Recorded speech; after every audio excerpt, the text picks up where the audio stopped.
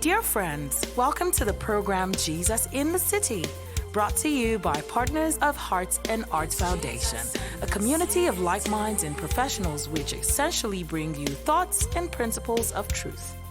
Listen attentively, and you can be a part of the program via our contact portals. Sit back, relax, and be blessed. Good morning. You're welcome to another episode of Jesus in the City. I'm your host, Mr. Nelson Okwonna. Today we'll be discussing on the city of God and the problem of suffering. Last week we discussed the city of God and the rage of kings. I hope you enjoyed it. Well, if you have not seen it, please, you can go back to our Facebook page and watch that and share with friends. You can also like our Facebook page to receive prompts of our new new videos. So today we'll be discussing a very, very important topic, the problem of suffering. We have discussed it in previous edition, but today we wanted to take questions, and the key question we got was still this question of suffering. So we're going to take a very good look at it. We're going to move to the next slide now. Okay. We have always started with this theme where God called Abraham in Genesis 12 verse 1 to 3, because it gives us a background of the city of God. The Lord has said to Abraham, "Go from your country, your people, and your father's household to the land I will show you. I will make you into a great nation, and I will bless you, and I will make your name great. And you will be a blessing. I will bless those who bless you, and whoever curses you I will curse, and all the peoples on earth will be blessed through you." This was the calling of Abraham, and this is the calling of all of us who have come to this city. God has called us to say, "I will bless you, I will make you a blessing, and whoever curses you I will curse." Now, the question now arises, if this is the city, if this is what God has called me to, how come I'm having to suffer? How come there's suffering if really I am in the city? So that's the background. There's someone who has come to God, who is in the city of God, who has submitted himself to God's leadership and God's direction, would have to face suffering. And I also want to read, or rather say that we also, as Christians, we are also called to this city, just because we are believing we are believers, just the way Abraham believed God, we believed him. So the city of God is beyond biological children of Abraham, because we saw that Ishmael and Esau were not part of this city, even though they were his children.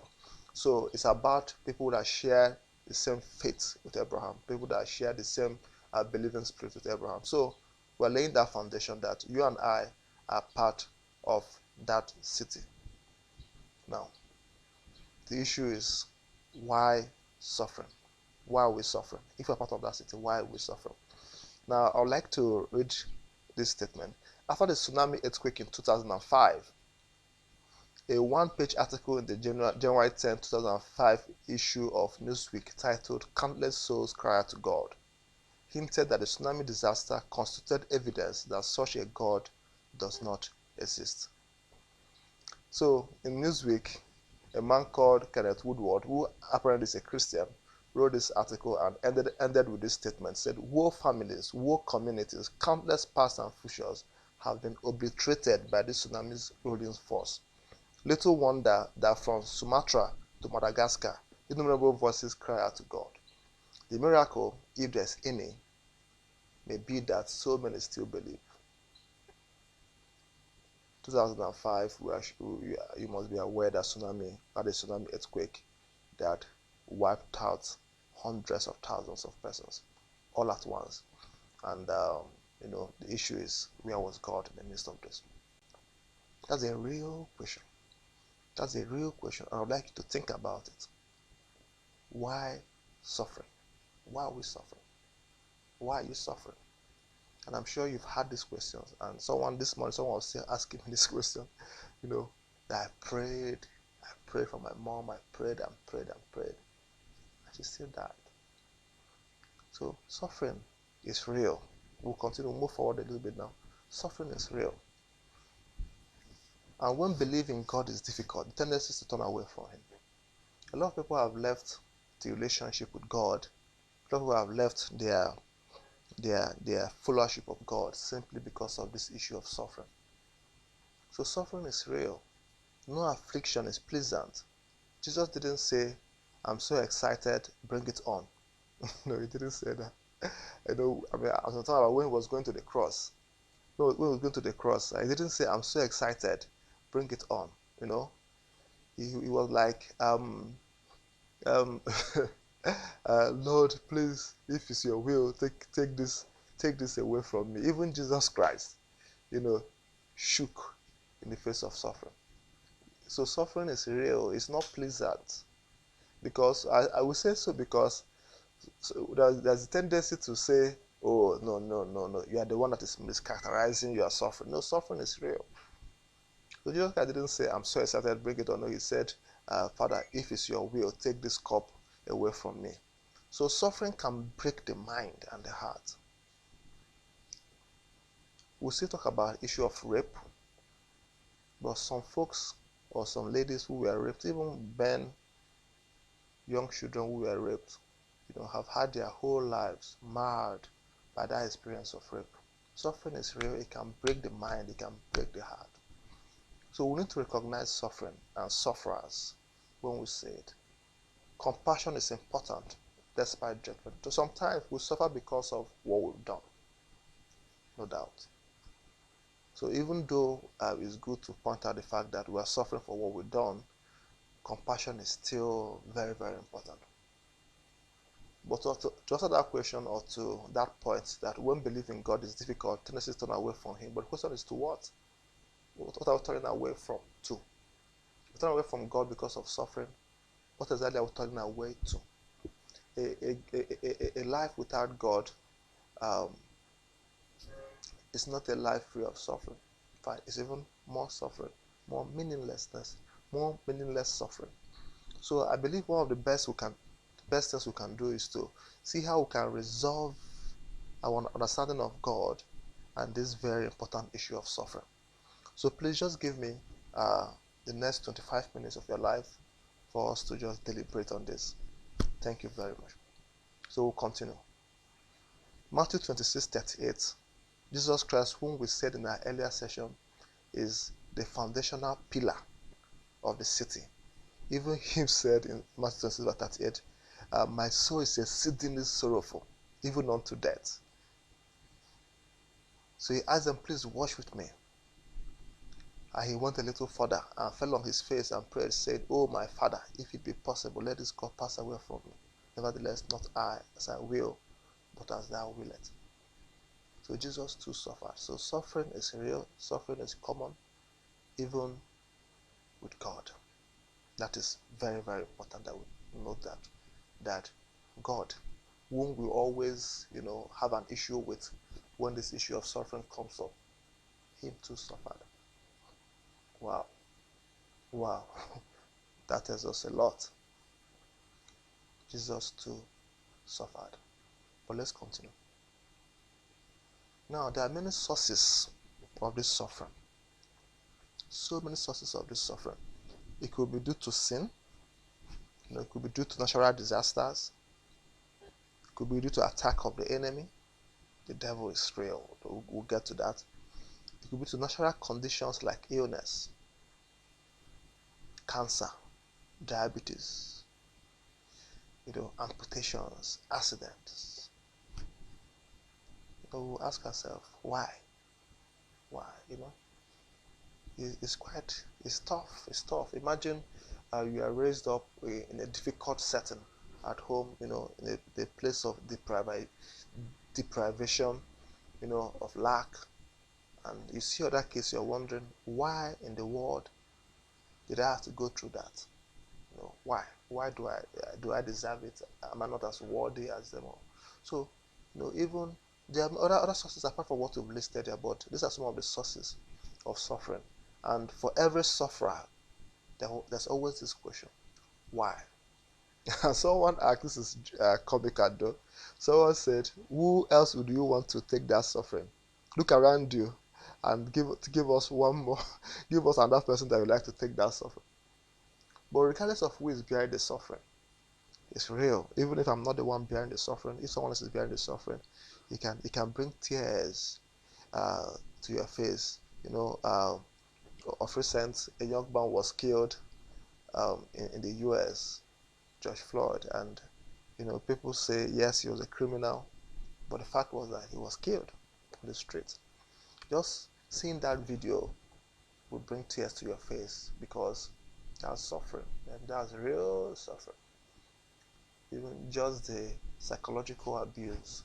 Now, I'm not taking a position on either side of the Black Lives Matter issue, but I want to just bring out the fact that there's suffering. It's a real suffering, and you cannot deny that. Now, let's move forward and look at how do we reconcile our knowledge of God and the problem of suffering. We have discussed this in certain other episodes of Jesus in the City, but I'd like to bring up this argument again, which is a wonderful argument put up by Epicurus. These are thinkers even before Christ. He said, is God willing to prevent evil but not able? Then he's not omnipotent. Is he able but not willing? Then he's malevolent. Is he both able and willing? Then whence comes evil? Is he neither able nor willing? Then why call him God? So he's asking, how can a good God who is all powerful allow evil to happen? And even though today's discussion is more for people who are in the city, more like a Christian or a believer, or someone who wants to become a believer, or someone who is in the process of becoming a believer and is asking himself, how do I deal with this issue of suffering? This question is a valid question. How can an omnipotent God allow evil to happen? Some people even go as far as saying, how could God allow his own son to go through that kind of suffering? So it gives as a picture as if God is someone that delights in all suffering. So, these are real questions that demand our answers.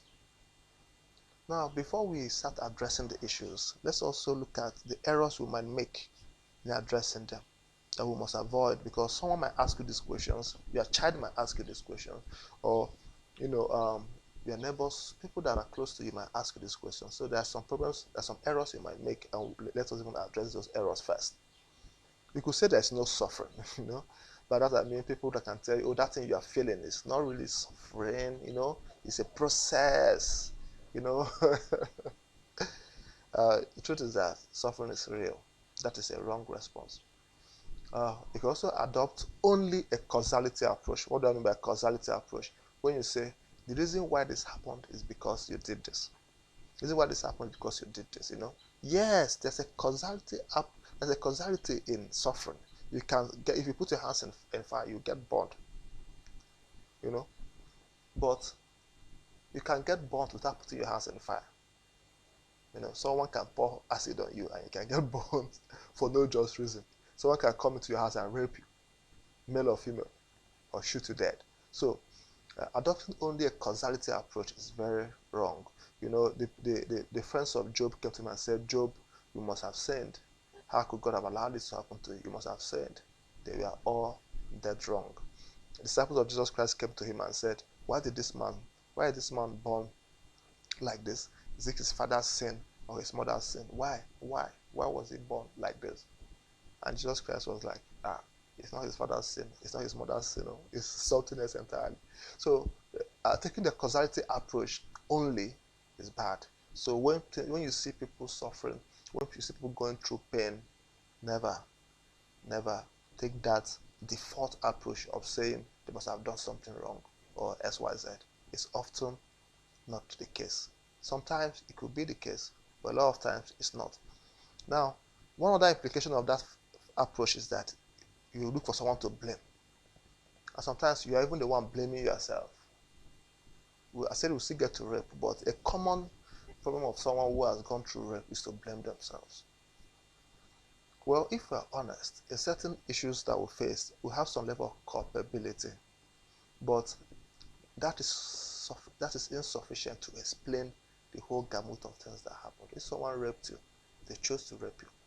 It's not your fault. It's not your fault.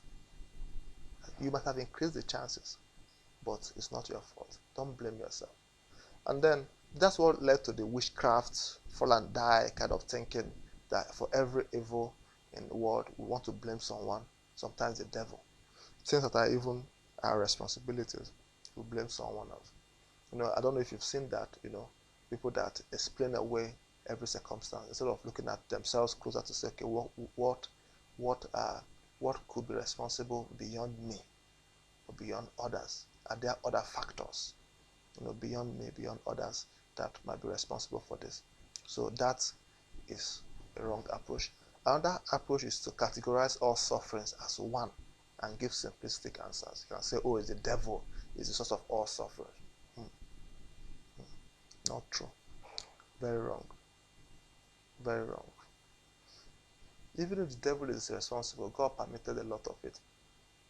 So giving simplistic one answer fits all scenario is not true. If you put your hands in fire, you get burnt. Is it God's fault? Is it the devil's fault? Who is responsible here? So it's not one answer for all sufferings. So we can become too logical too and dismiss the feelings of the questioner.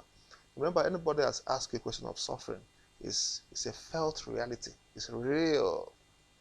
Don't dismiss it and start giving logical answers. So we'll try not to give logical answers today, even though our answers must be logical. But we don't want to explain away the feelings. The feelings are real, and it's good to understand those feelings. Or lastly, another error we might make. These are not exhaustive, of course. There might be other errors, but another error we can make is to say, let's go and die like Lazarus. It's a fatalistic thinking. Oh, suffering has come to us. Okay, let's suffer. Let's suffer.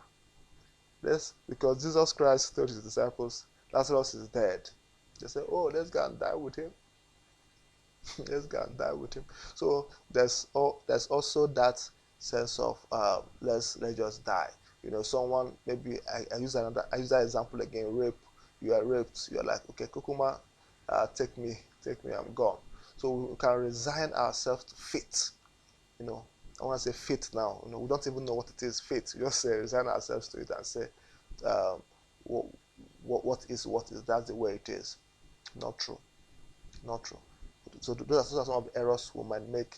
Like I said, there might be a lot more errors than that.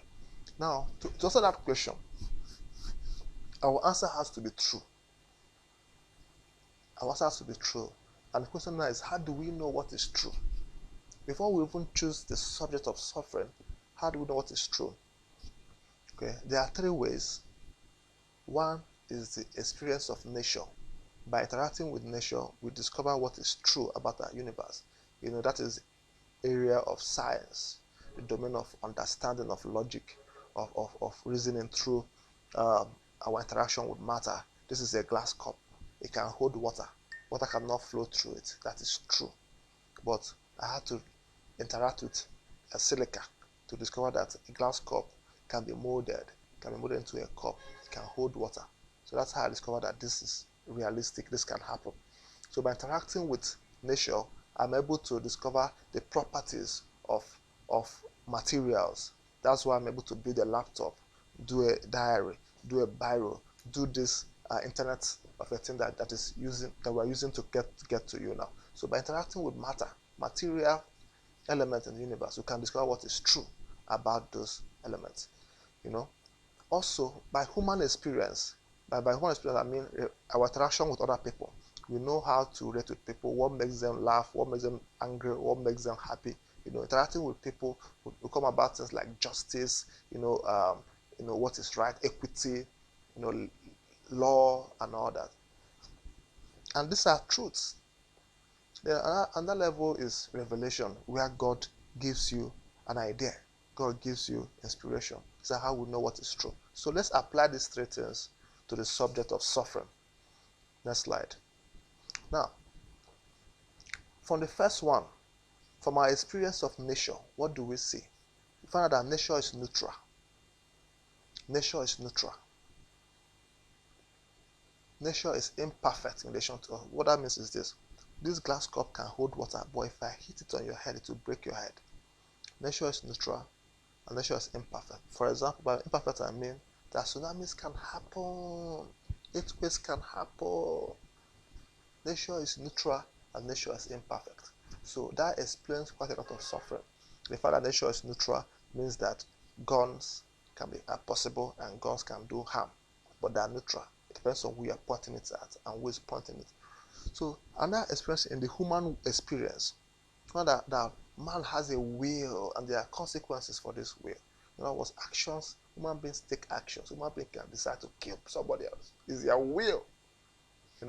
Evil, suffering can be a product of the imperfectness of nature, the neutrality of nature, or the will of man. In Revelation, we also find that sin has consequences. Yes, God punishes sin. God permits certain things to happen to our lives because of sin. Find that the fall of man has consequences. We also find the divine reign of God. In other words, God can choose a process for his will. God can say, okay, my son, I want you to come. I want to go through suffering for the purpose of redemption. That is the will of God. You can't question it. That is, there's a divine reign of God. Remember that this is talking about the kingdom of God, the city of God. God has divine will. So you can see that by human experience, by looking at nature, by understanding the fall of man, the consequences of sin, and the divine reign of God, we can begin to understand what is true about our suffering. Because of time, I'm going to move a little bit faster, but I join you to ask questions, and we might drag this more than our usual 30 minutes because this is a very, very important topic. Please stay with us. Now, the implications of this truth, the implications of our experience of nature tells us that we have to gain an understanding of nature.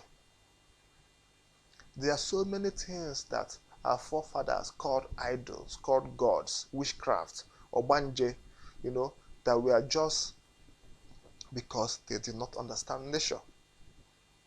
They explained it away. So there are many things that you don't understand because you don't understand the laws of nature. And because you don't understand the laws of nature, you are subject to those things and you're wondering what is happening to you. If you smoke, you're going to get lung cancer, probably. If you don't eat properly, you're going to get obese. And there are so many cardiovascular diseases, diabetes, and all that. By just understanding nature, we can save ourselves from so much suffering. That's number one.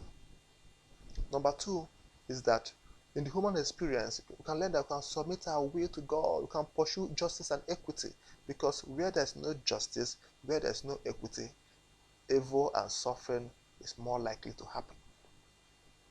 To love others, to treat others how you love to be treated.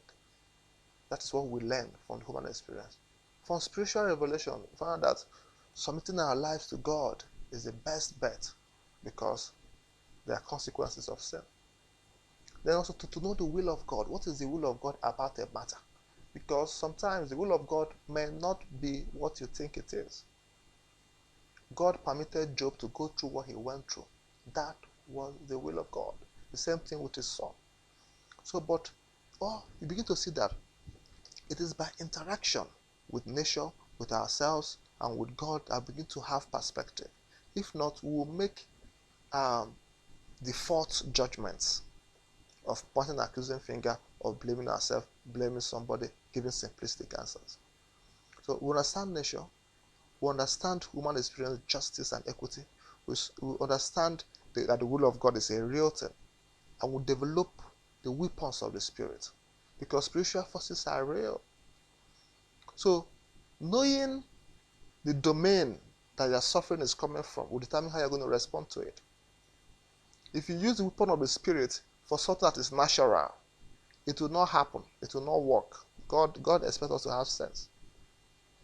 In a place where there's injustice, you have to discover how to address injustice in the nation. These are part and principles of nation building. Like Nigeria, Africa has a huge problem, and that problem is in the domain of human experience. You can't pray it away. If we don't partake of the governance process to build structures for justice and equity, this suffering of poverty will not leave Africa. There's no other way. The implications of truth. So you can't just pray it. Yes, the spiritual perspective has influence. It does have influence. But prayer tells you that it reveals to us, because prayer is not talking to God. What is God telling you? What is God telling you? God is telling us justice, equity, righteousness. The oracle of kingship in John 17 tells us how a king should govern affairs. If the king doesn't govern affairs like that, prayer will not help him, because God already tells you. Prayer is communication. God is saying something. What is he saying? About leadership, about governance. If we don't apply those things, simply praying doesn't solve the problem. So I think a lot of times we miscategorize prayers because we leave it at the realm of petition. Petition is good, but God is not deaf. God is always speaking to us, and if we don't hear what He's speaking and we don't apply what He's speaking, so we will not have good results. Now, let's address specific questions, because we don't want to say all this and then we don't address specific questions. Let me start with the rape epidemic. A lot of people have been raped, and rape is serious. And I'll tell this story. St. Augustine, in writing his book, The City of God, was talking about Christian women that were raped when the Visigoths came to sack Rome. For some of them, they were asking themselves, why did God allow me to be raped? St. Augustine gave one very interesting answer, which I would like to share with you. The first one is this: rape is evil, but the fact that you are raped does not mean that you partook of that evil. The devil will want to use the opportunity and tell you that you partook of it. No, evil can happen to you without you partaking of the evil. So the shame of rape is coming from most times our sense of pride of chastity, choice of holiness, pride of purity, which are good things in themselves. So when we experience rape or even other adverse conditions, I'll ask ourselves, why in the world should we experience this? Mind you, you are the victim, not the participator. The real question is, why would somebody allow themselves to get so degenerate to rape somebody? So don't transfer the guilt of the sin to yourself, who is just a victim. That's number one. Don't transfer the guilt of the sin to yourself, who is just a victim. Unlike adultery, where two people were consensual participators, in rape, only one gave consent. The other person was not consenting. So in God's eyes, you are pure. Your purity was never lost.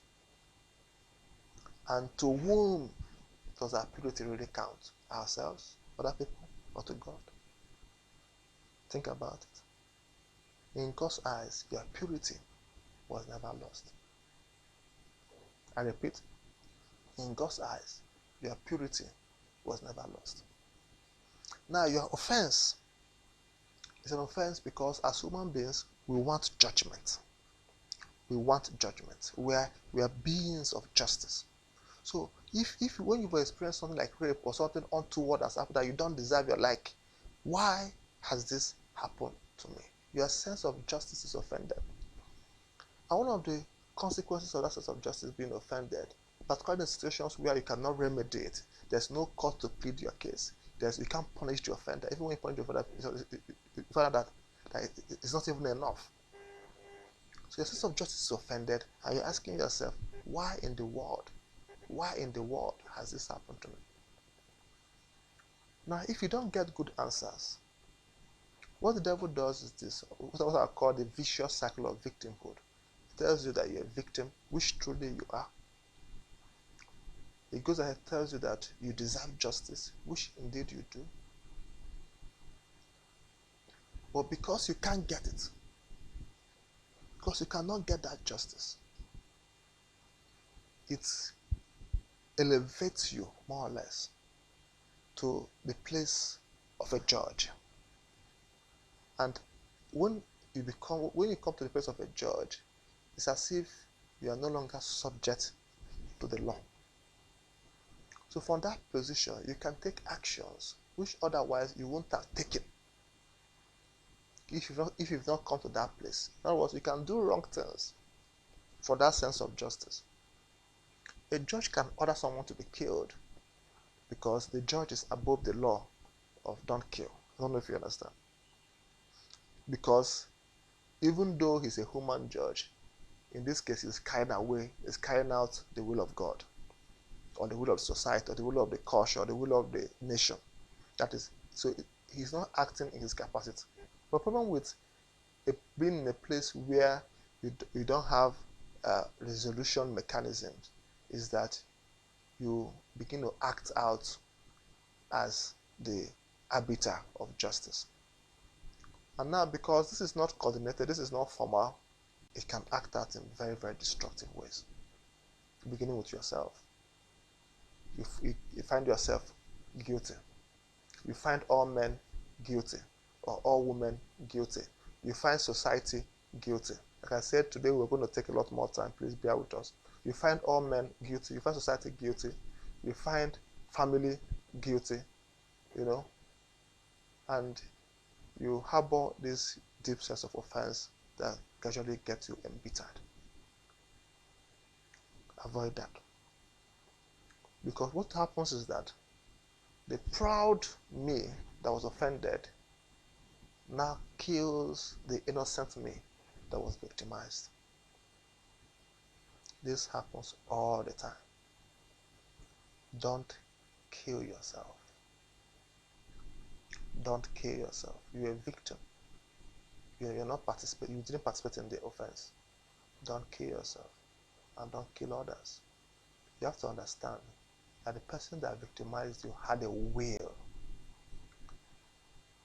Part of the parameters of being part of this kingdom is that you respect the will of others. That is why hell is possible. Hell is possible because God respects the will of people. You have to respect someone's will. They did what they did voluntarily. They chose to do it. It's just a pity that you are the subject. So what should come from us is pity for the offender. Pity. Pity. Because they are falling so low. Pity. Pity.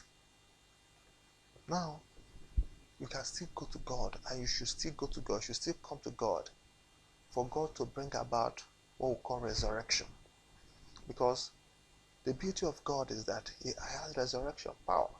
So it's not all dead. You have a sense of justice, He can resolve it. So that is for rape. Therefore, unanswered prayers, you are praying and praying and praying. God is not answering. Remember, go through those three things and figure out which one. We found that for each of these, the question is always understanding. The question is always coming to God. It's always coming. It's not going away. It's coming. In Rape Epidemic, you have to come. Answer prayer, you need to know what the will of God is. Remember the three areas. Is what the will of God is. Natural disasters. You need to understand nature. Things happen. Abuse of authority. The will of man. The will of man. The will of man.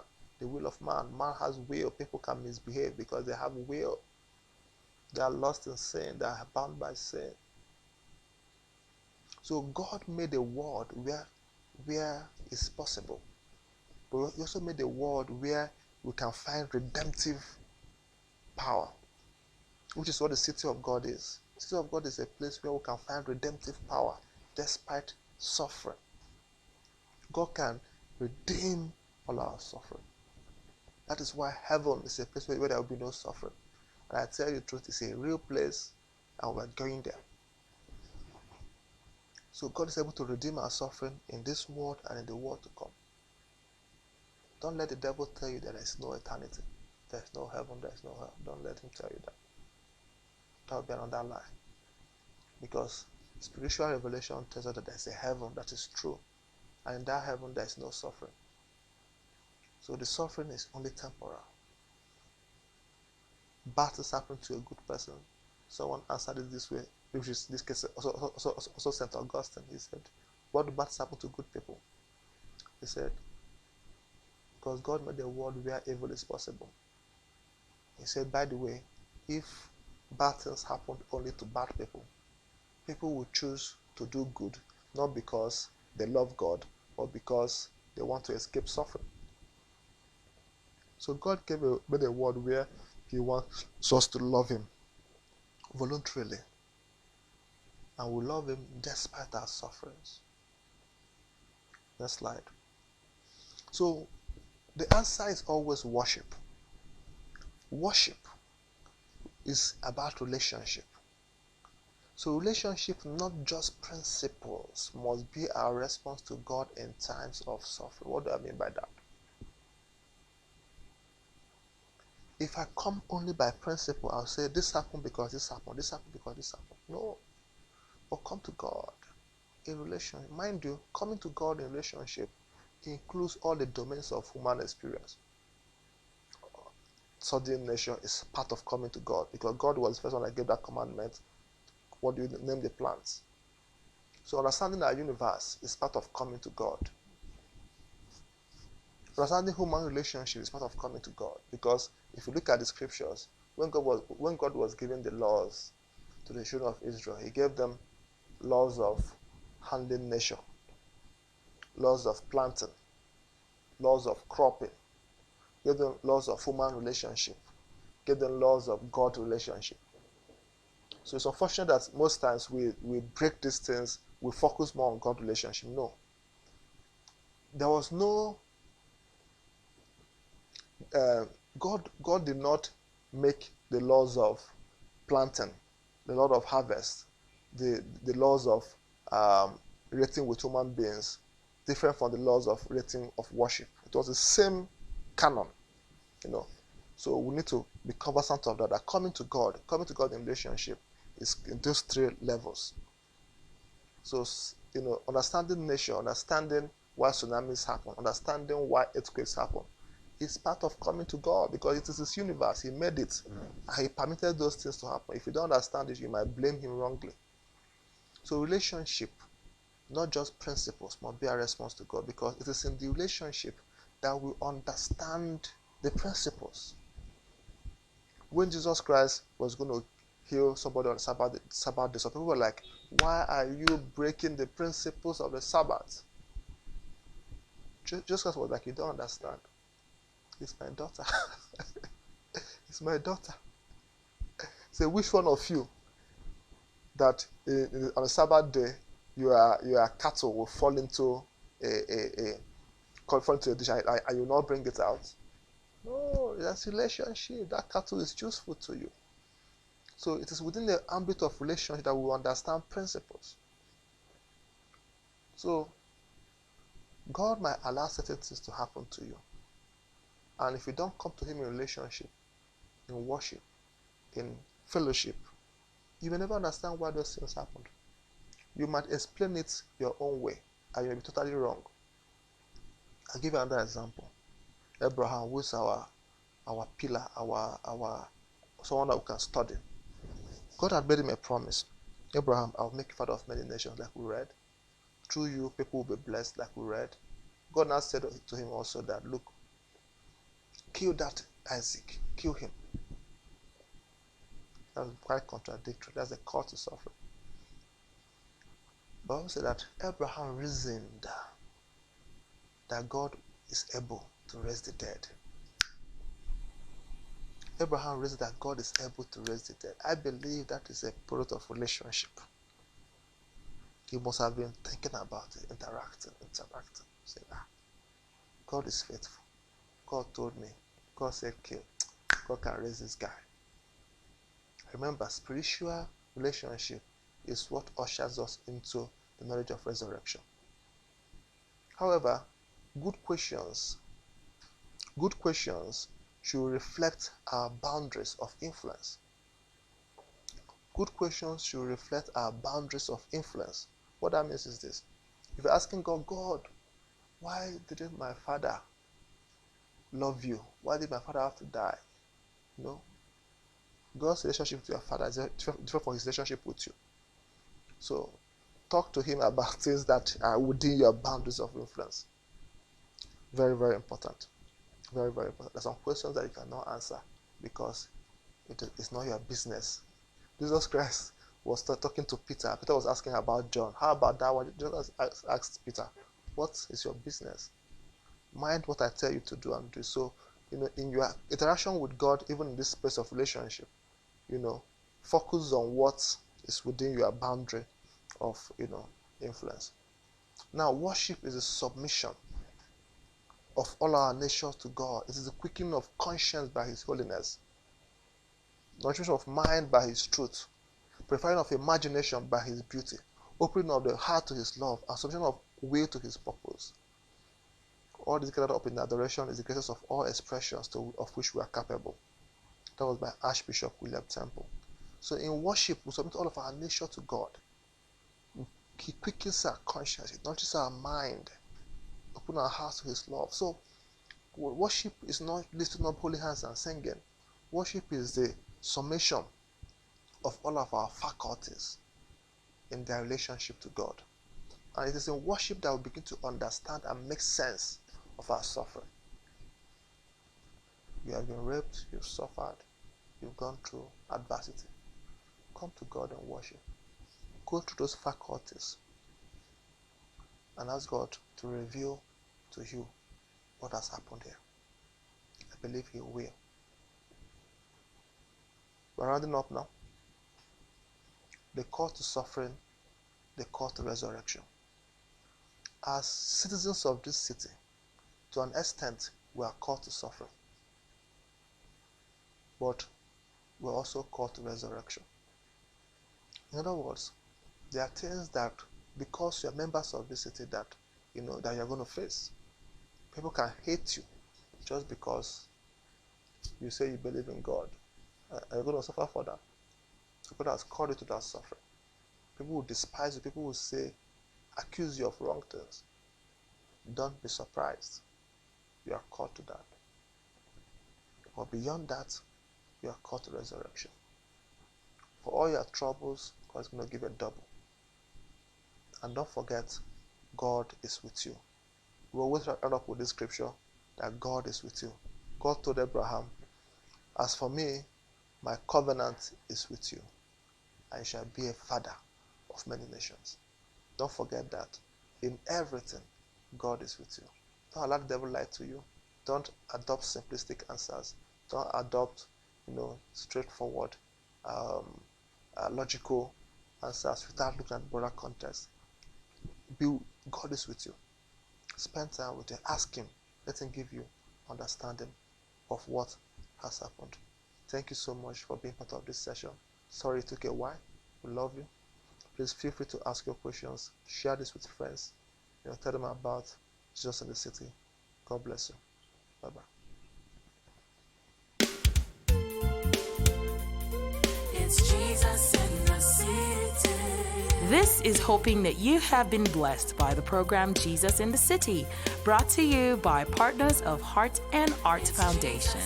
To receive materials on the subject discussed today, visit our website on www.heartandart.org. For your questions, responses, prayer, or to be part of this project, call or WhatsApp us on this number: 0908 182 1702. You can also email us on mail@heartandart.org. Till we come your way, same time, same station, next week. Do have a victorious and successful week ahead.